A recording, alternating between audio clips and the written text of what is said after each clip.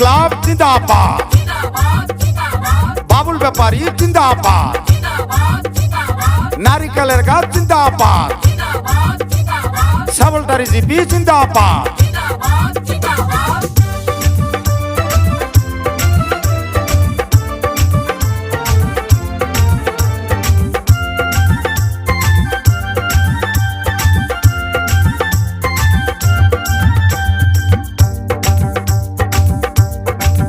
ও তোমরা শোনো রে সগাই, শোনো মোর মা ও মাসি, শোনো মোরে আশপরশি, শোনো মোর চাচা চাচি, শোনো রে সগাই।